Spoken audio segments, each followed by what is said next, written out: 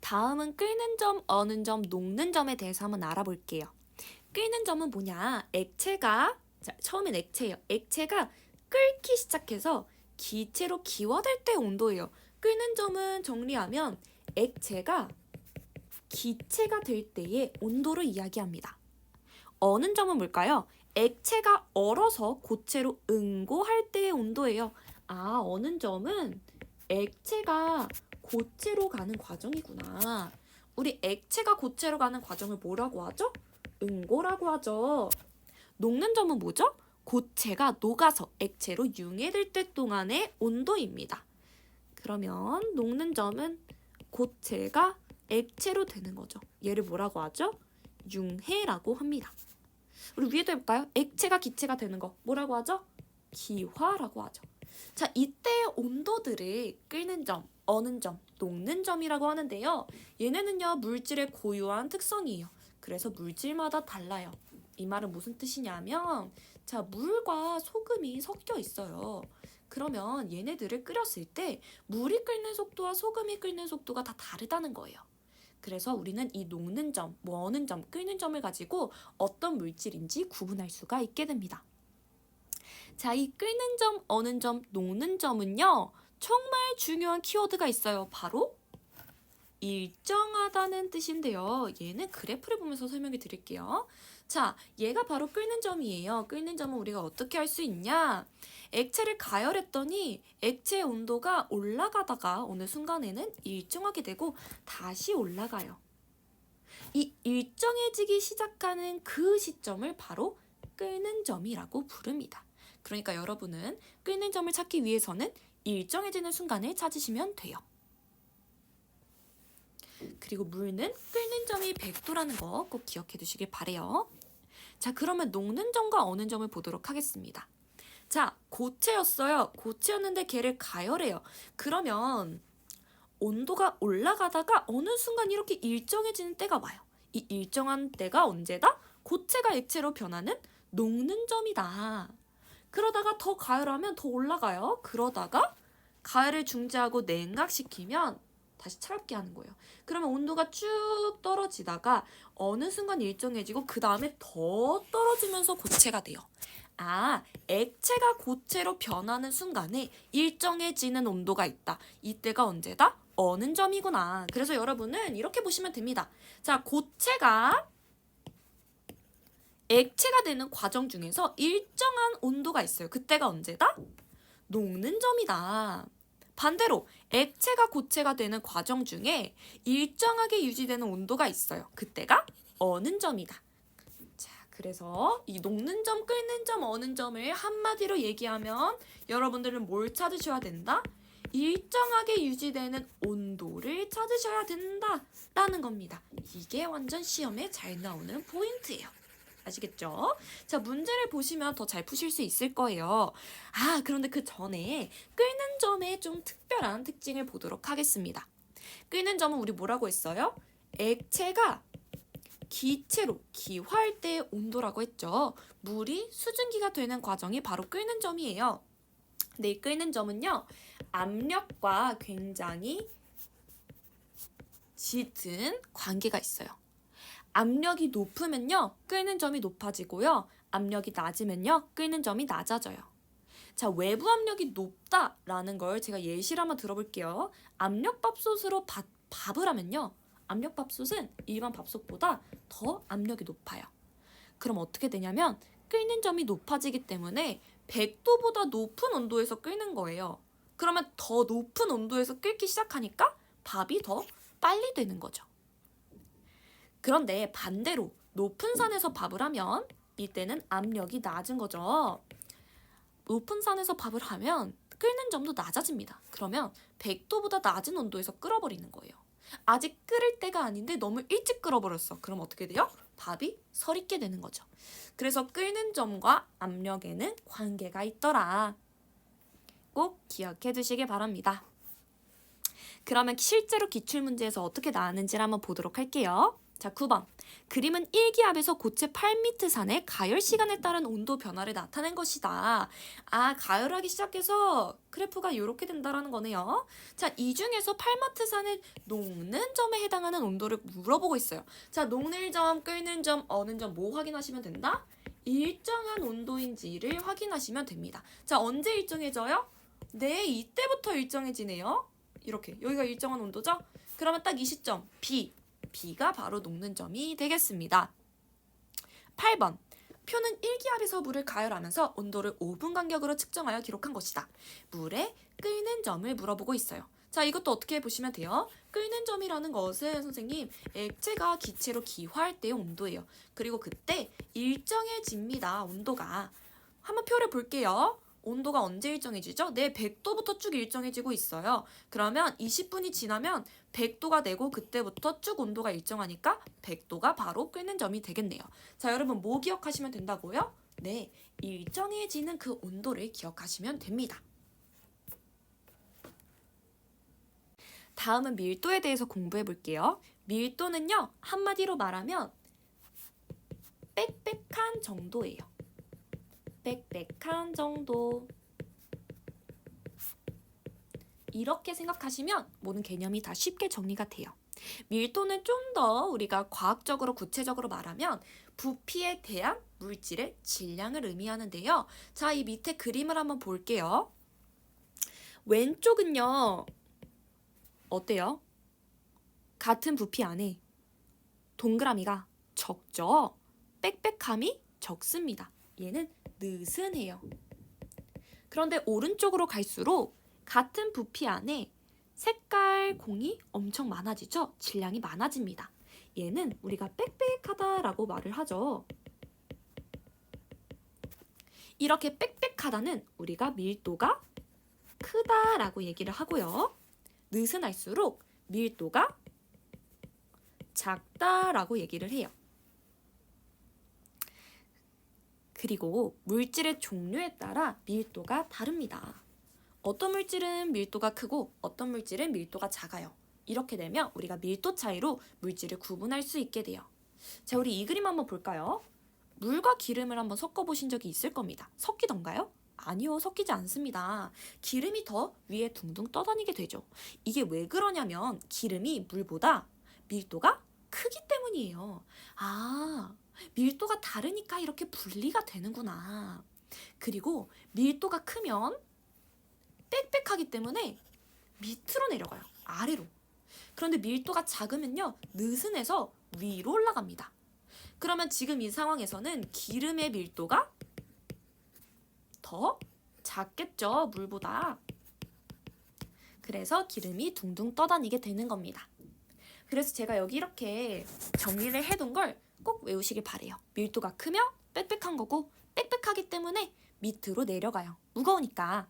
반대로 밀도가 작으면 느슨해요. 그래서 위로 올라갑니다. 이렇게 밀도를 이용해서 밀도 탑을 만들 수가 있는데요. 여기를 한번 보실까요? 자, 물과 꿀과 식용유와 알코올이 쌓여져 있어요. 밀도가 가장 작은 건 뭘까요? 네, 가장 위에 있는 알코올이죠. 밀도가 작으면 작을수록 위로 올라갑니다. 반대로 가장 밀도가 큰 건 뭘까요? 꿀이에요. 빽빽해서 아래로 내려갑니다. 이렇게 밀도가 작고 크다는 게 어떤 의미인지를 아시면 밀도에 관한 문제는 쉽게 풀어내실 수가 있습니다. 뭘 기억하라고요? 빽빽한 정도를 기억해야 된다. 자, 가끔가다 이런 질문 또는 이런 문제가 나올 수가 있어요. 선생님, 밀도는 어떻게 계산하죠? 이런 문제, 기출문제에 나온 적이 있습니다. 밀도는요, 아까 뭐라고 말했냐면 부피에 대한 물질의 질량이라고 말했어요. 걔를 수식으로 표시하면 이렇게 돼요. 밀도는 질량을 부피로 나눈 거다. 예시를 통해 한번 이 수식을 연습해 보겠습니다. 자, 질량이 20g이고 부피가 10ml인 A 물질이 있어요. 그러면 A 물질의 밀도는 어떻게 계산할 수 있을까요? 부피는 10이고 질량은 20이니까 2구나. 이렇게 할 수 있습니다. 자, 비물질은요, 질량이 30g이고 부피가 10ml예요. 그러면 B의 밀도는 어떻게 계산하죠? 부피는 10, 질량이 30, 3이네요. 자, 그러면 밀도가 뭐가 더 커요? B가 더 크죠.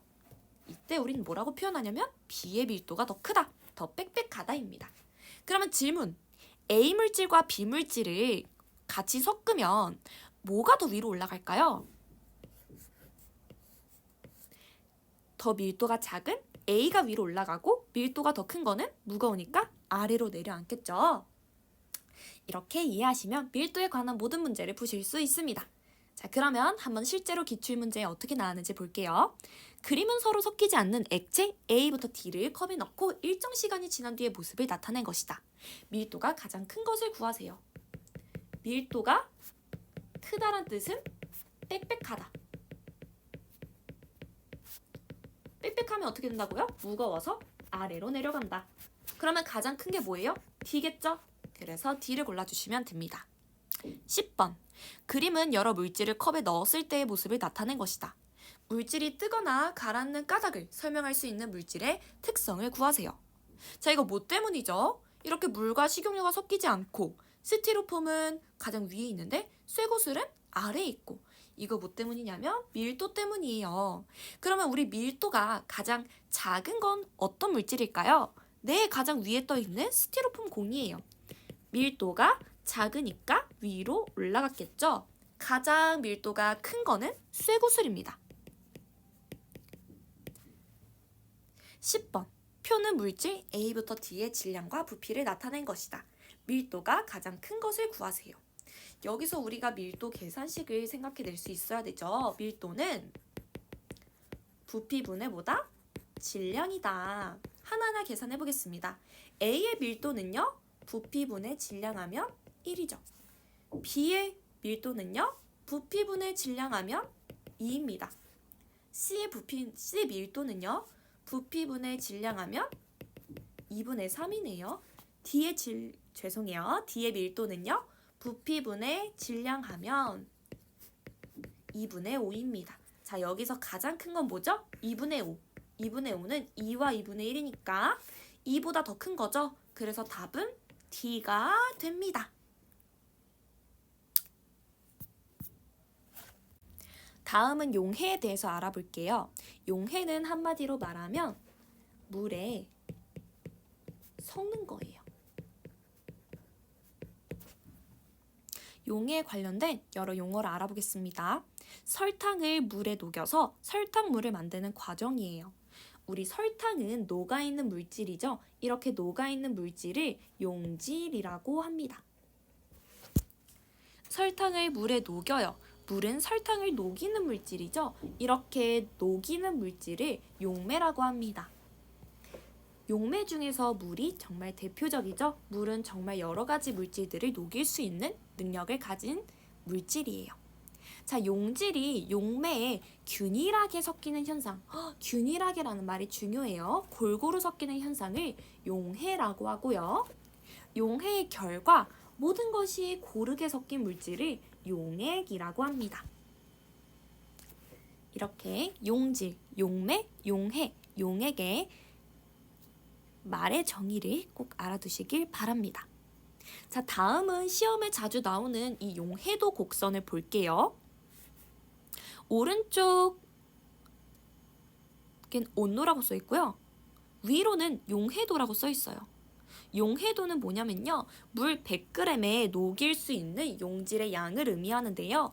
용해가 얼마나 가능한가 라는 걸 용해도라고 해요. 보시면 용해도 곡선이 이렇게 빨간 색깔로 되어 있죠. 만약에 어떤 점이 이렇게 딱 빨간 색깔 곡선 위에 있으면 걔는 완벽하게 녹은 상태예요. 이런 상태를 포화라고 합니다. 완벽하게 녹을 수 있는 만큼 최대로 다 녹은 상태를 말해요. 그런데 이 포화 곡선 위에 있잖아요? 그럼 걔는 과포화라고 불러요. 너무 과한 거예요. 아, 더는 못 녹여. 너무 과하다는 거예요. 어떤 말이냐면요, 우리가 물에다가 설탕을 넣을 수 있는 최대의 양보다 더 넣게 되면 어떻게 되죠? 더 안 녹고 이렇게 설탕 알갱이들이 남아져 있어요. 얘를 과포화 상태라고 부르는 거예요. 그래프상에서는 포화 곡선보다 위에 있으면 과포화 상태입니다. 불포화도 있어요. 불포화는요, 아직 부족한 상태예요. 우리가 물에다가 최대로 녹일 수 있는 설탕의 양이 있는데 그것보다 덜 녹인 상태. 그래서 앞으로 더 녹일 수 있는 상태를 불포화라고 해요. 그리고 포화 곡선보다 아래에 있는 거죠. 이렇게 과포화, 포화, 불포화를 여러분이 그래프에서 이해할 수 있어야 합니다. 시험에 자주 나오는 부분이에요. 이 용해도 곡선은요, 물질에 따라 다른데요. 기울기가 클수록, 즉 가파른 산일수록 온도 변화에 따른 용해도 차이가 커요. 자, 지금 그래프를 보면 다양한 물질들이 용해도를 나타내고 있어요. 여기 한번 볼까요? 자, 온도가 20도일 때 질산 나트륨은 90만큼 녹고요. 질산 칼륨은 한 35만큼 녹네요. 염화칼륨도 35만큼 녹고 파란 색깔 환상구리는 20만큼 녹네요. 자, 그러면 질문. 온도가 20도일 때 가장 많이 녹는 물질은 무엇인가요? 네, 바로 여기 질산 나트륨입니다. 이렇게 같은 온도여도 최대로 녹일 수 있는 용질의 양이 달라요. 이렇게 다른 게 바로 이 다양한 용해도 곡선으로 나타나는 거예요. 또 하나 더 볼까요? 자, 이 하나, 둘, 셋, 넷, 다섯 개의 물질들 중에서 가장 가파른 산은 어떤 산인가요? 어떤 물질인가요? 가장 가파르게 올라가는 거. 질산칼륨이죠. 이 질산칼륨 보시면 진짜 무슨 에베레스트 산 올라가는 것처럼 엄청 가팔라요. 얘 무슨 뜻이냐면 온도가 변할 때마다 용해도가 완전 많이 변화되는 거예요. 온도에 따른 용해도 차이가 크다라고 합니다. 또 그래프로 알 수 있는 사실이 있어요. 볼까요? 자, 여기 점은요. 온도가 40도일 때 황산구리가 30만큼 녹는다는 걸 알 수 있어요. 그래서 시험에는 얘를 가장 많이 물어봅니다. 80도 온도에는 염화칼륨이 얼만큼 녹냐 이런 걸 물어봅니다. 그러면 실제로 기출문제 한번 볼게요. 그림은 여러 가지 고체 물질의 용해도 곡선이다. 다음 중 40도의 물 100g에 가장 많이 녹을 수 있는 물질을 고르시오. 한번 볼까요? 40도를 찾아주시면 되고요. 그 다음부터 비교를 한번 해볼게요. 자, 40도에서 질산 나트륨은 이만큼 녹아요. 질산 칼륨은 요만큼 녹고요. 황산구리는 요만큼 녹고 염화 나트륨은 40만큼 녹네요. 그러면 40도의 물 온도에 가장 많이 녹을 수 있는 물질은 뭐죠? 네, 가장 많이 녹일 수 있는 물질은 질산 나트륨이네요. 가장 위에 있는 걸 찾아주시면 되는 거죠? 맞습니다. 그래서 답은 질산 나트륨 골라주시면 돼요. 그럼 제가 문제 하나만 더 낼게요. 80도의 온도에서 가장 적게 녹을 수 있는 물질을 골라볼까요? 그럼 뭘 찾아주시면 되죠? 80도를 이렇게 위로 올려가지고 보는 거예요. 염화나트륨은 요만큼이네요. 황산구리는 이만큼, 질산칼륨은 위에, 질산나트륨은 이만큼이네요. 가장 적게 녹는 물질, 가장 낮은 곳에 있는 염화나트륨이 되겠습니다.